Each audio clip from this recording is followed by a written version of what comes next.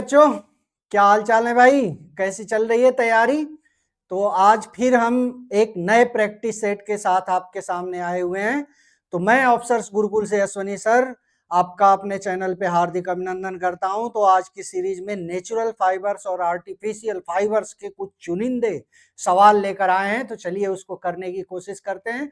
सबसे पहले एक स्लोगन मैंने डाला हुआ है, देखिए, सक्सेस क्या है? 1% लक है, 1% टैलेंट है, लेकिन 98% नेवर गिविंग अप। मतलब जब तक हम सफल ना हो जाएं तब तक हम उस काम को छोड़े ना, यही सिखाता है हमको। तो इसलिए लगातार प्रयासरत रहिए और पूरी जोर शोर से अपनी तैयारी को करते रहिए।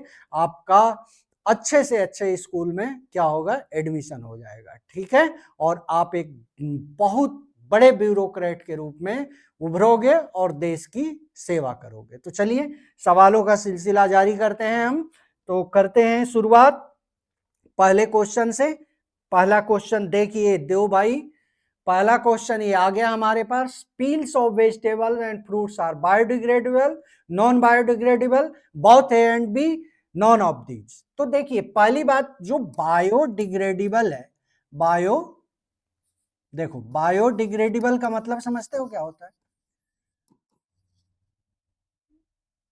बायोडिग्रेडेबल का मतलब क्या होता है?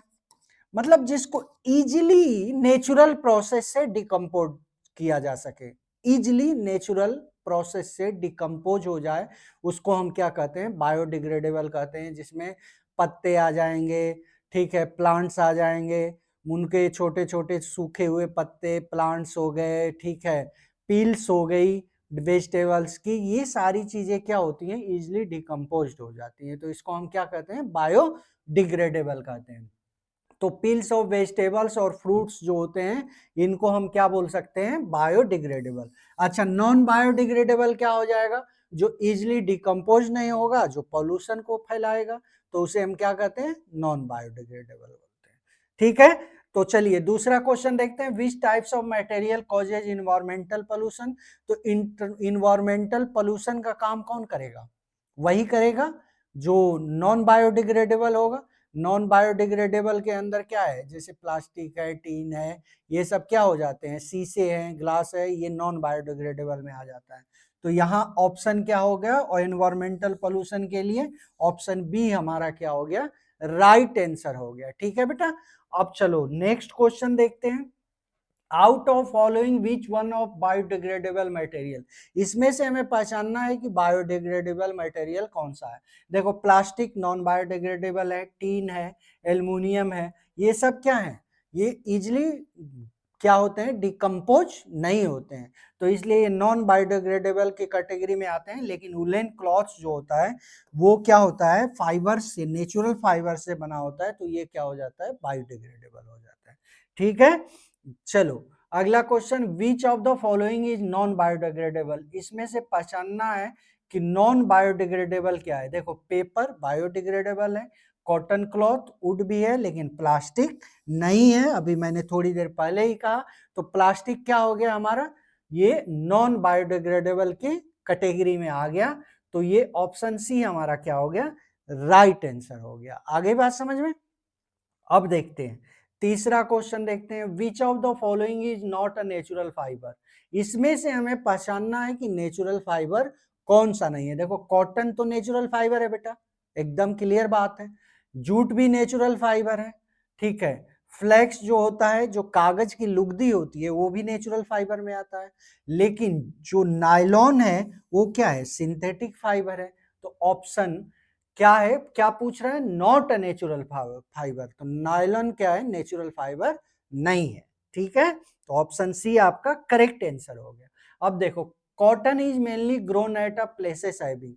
कॉटन किस टाइप की जगह पे ज्यादा उपजाया जाता है? तो बेटा वो ब्लैक सॉइल में ज्यादा उपजाया जाता है, यानी वार्म क्लाइमेट हो, सॉइल कैसी हो, ब्लैक हो, तो वहां कॉटन की खेती अच्छी तरीके से और अच्छे पैमाने पे, लार्ज स्केल पे की जा सकती है। तो यहाँ पे आंसर क्या हो गया? ब्लैक सॉइल, ठीक है। अब देखिए, in India jute is mainly cultivated in. Jute सबसे ज्यादा कहाँ पे होता है? बिहार और बंगाल में सबसे ज्यादा जूट पाया जाता है, वहां खेती होती है इसकी।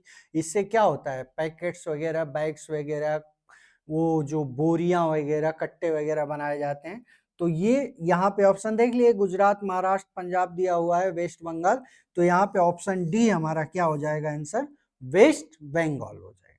ठीक है, अब देखो कॉटन कैसा फाइबर है बेटा, कॉटन को अभी बताया मैंने कैसा फाइबर है, नेचुरल है, आर्टिफिशियल, बायोडिग्रेडेबल, स्ट्रॉन्ग। तो यहाँ पे ऑप्शन क्या होगा, नेचुरल फाइबर होगा। तो ऑप्शन ए हमारा क्या हो गया, राइट आंसर हो गया।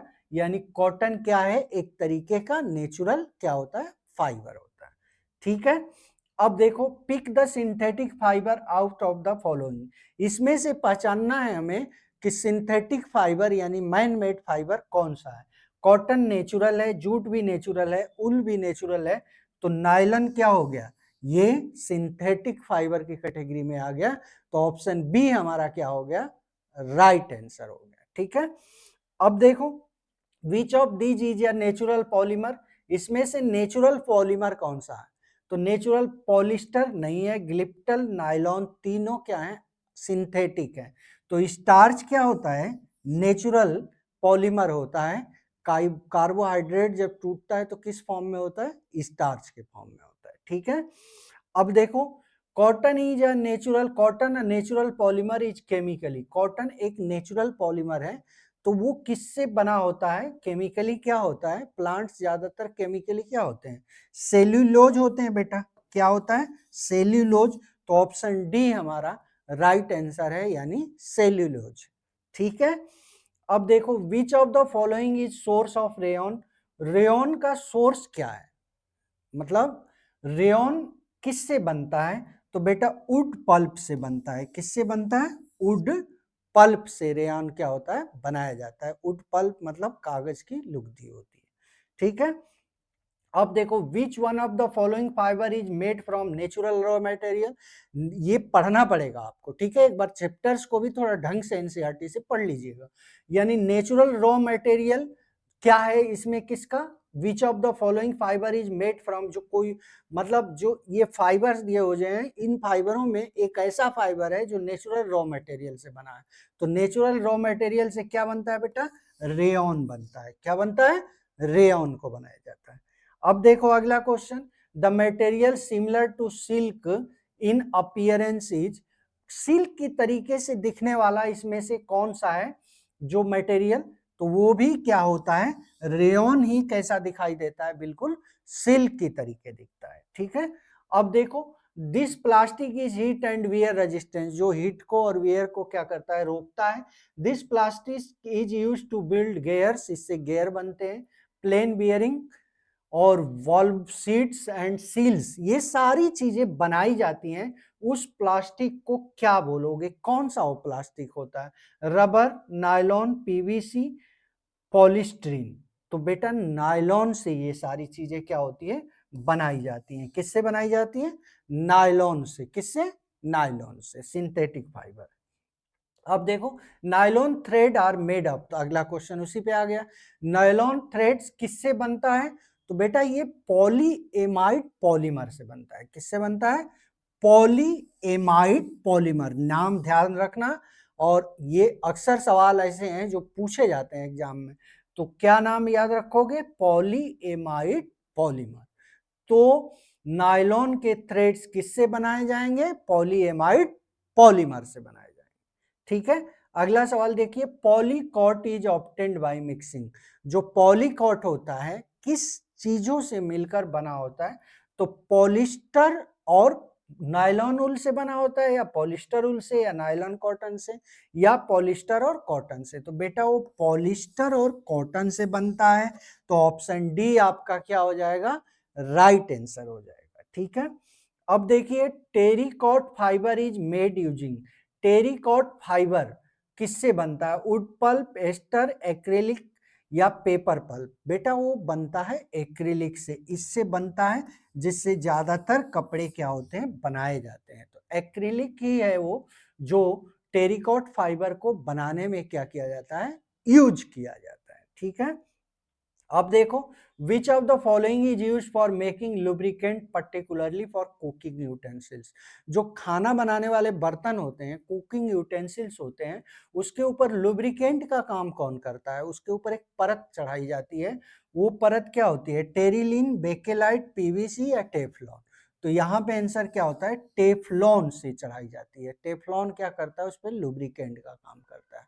ठीक है, अब देखिए, which of the following group contain all synthetic substance. इसमें से सिंथेटिक फाइबर्स के बारे में या सिंथेटिक के बारे में हमें मतलब फाइबर्स के ही बारे में लगा लो, पूछा जा रहा है कौन कौन सा है। नायलॉन, टेरिलीन, उल, देखो इसमें नेचुरल आ गया। कॉटन, पॉलीकॉट, रेयन, इसमें भी नेचुरल आ गया। पीवीसी, पॉलीथीन, बेकेलाइट, ये टोटली सिंथेटिक आ गया। एक्रिलिक, सिल्क और उल, इसमें भी नेचुरल आ गया। तो मतलब कि अगर सिंथेटिक की बात की जाए तो ऑप्शन सी हमारा क्या हो जाएगा? राइट आंसर हो जाएगा। ठीक है बेटा, अब देखिए अगले क्वेश्चन को। The raw material use to prepare synthetic fibre like polyester and acrylic is. अगर हमें पॉलिस्टर और एक्रिलिक को बनाना है तो उसके लिए रॉ मटेरियल क्या यूज किया जाता है? तो बेटा जो भी इन चीजों को बनाया जाता है उसके लिए हम पेट्रोकेमिकल्स यूज करते हैं। क्या यूज करते हैं? पेट्रोकेमिकल्स। तो ऑप्शन सी हमारा राइट आंसर हो जाएगा, पेट्रोकेमिकल्स। ठीक है, अब देखिए, which of the following is made from coconut fibres. जो कोकोनट फाइबर्स होते हैं उससे ज्यादातर क्या बनाया जाता है? तो कोकोनट फाइबर से हम लोग मैट्रेसेस यानी गद्दे बनाए जाते हैं। ज्यादातर मात्रा में क्या बनाया जाता है? गद्दे बनाए जाते हैं। किससे? कोकोनट फाइबर से। क्या बनता है? गद्दे बनते हैं। ठीक है, तो यहाँ पे आंसर क्या हो गया? मैट्रेसेस हो गया। ठीक है, अब देखो, एक्रिलिन इज क्या है? एक्रिलिन क्या है? एक तरीके से एक्रिलिन जो है एक तरीके का फाइबर है। तो एक्रिलिन क्या हो गया? फाइबर हो गया। आंसर क्या है इसका? फाइबर। ठीक है, तो एक्रिलिन इलेस्टोमर नहीं है, रेसिन नहीं है, प्लास्टिक नहीं है, क्या है? एक तरीके का फाइबर है। अब देखो, पॉलीकॉट इज ऑब्टेन्ड बाय मिक्सिंग। अभी आया था क्वेश्चन है, पॉलीकॉट क्या होता है? पॉलिस्टर और कॉटन का क्या है? मिक्स है। पॉलिस्टर और कॉटन मिक्स होके क्या बनता है? वो पॉलीकॉट बनता है। ठीक है, अब देखो, the material which is commonly used for kitchen containers. Kitchen containers को बनाने के लिए किसका यूज करते हैं बेटा? उसको पीईटी यानी पॉलीथीन एथिलीन का क्या करते हैं हम लोग? यूज करते हैं। तो पीईटी इसका क्या हो जाएगा? राइट आंसर हो जाएगा। अब देखते हैं अगला question. A plastic use for making grocery, crockery. Crockery के लिए किसका यूज करते हैं इसमें से? तो क्रॉकरी के लिए हम किसका यूज करते हैं? मैलामाइन का यूज करते हैं। किसका यूज करते हैं? मैलामाइन का। तो मैलामाइन यहाँ पे क्या होगा? राइट आंसर हो गया, क्योंकि क्रॉकरी में क्या बर्तन या छोटे छोटे जार या मग वगैरह जो बनाया जाता है वो किससे बनाया जाता है? मैलामाइन से बनाया जाता है, क्योंकि मैलामाइन क्या करता है? आंच को यानी हीट को सह सकता है। ठीक है, तो इस वजह से इसका किसका यूज करते हैं? मैलामाइन की। तो ये आज के कुछ क्वेश्चन थे। तो आज के लिए इतना ही, थैंक यू। और फिर कल नेक्स्ट एमसीक्यू पीवाईक्यू के फॉर्म में लेकर हम आपके लिए फिर से आएंगे। तो बने रहिए हमारे साथ। जय हिंद, जय भारत।